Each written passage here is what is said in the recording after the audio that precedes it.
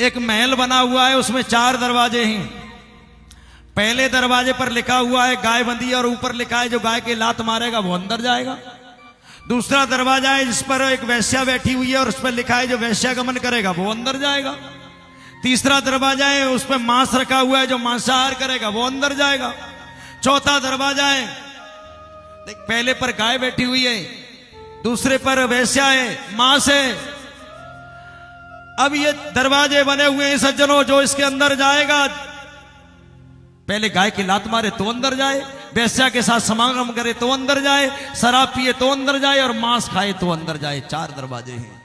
एक सज्जन व्यक्ति अंदर जाना चाह रहा है, एक सज्जन व्यक्ति। अब वो पहले दरवाजे पर गया तो देखा गाय बंधी हुई है, उस पर लिखा है जो गाय की लात मारेगा वो अंदर जाएगा। बोले राम राम राम, मैं तो एक हिंदू हूं और मैं गाय हमारी मां, इसको लात कैसे मार सकता हूं? मैं इस दरवाजे से अंदर नहीं जाऊंगा। दूसरे पर गया, दूसरे पर देखा तो शराब रखी हुई है।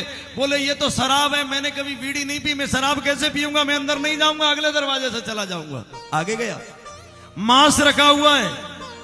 बोले राम राम राम, मैं मांस कैसे खा सकता हूं? मैं अंदर नहीं जा सकता, चलो अगले दरवाजे से चला जाऊंगा।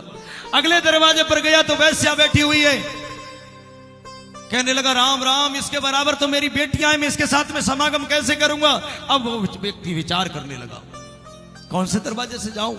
गाय को लात मारूंगा अपराध हो जाएगा, मांस खाऊंगा अपराध हो जाएगा, वैश्यागमन करूंगा अपराध हो जाएगा। सबसे बढ़िया है शराब वाले दरवाजे पर चले जाऊं, ये पानी सी है, इसको पीऊंगा, कोई अपराध नहीं है, और निकल जाऊंगा। शराब पी लिया उसने, और जैसे ही शराब को पिया, अब शराबी को चटपटा चाहिए तो मांस वाले दरवाजे पर पहुंचा, झट मांस खा लिया।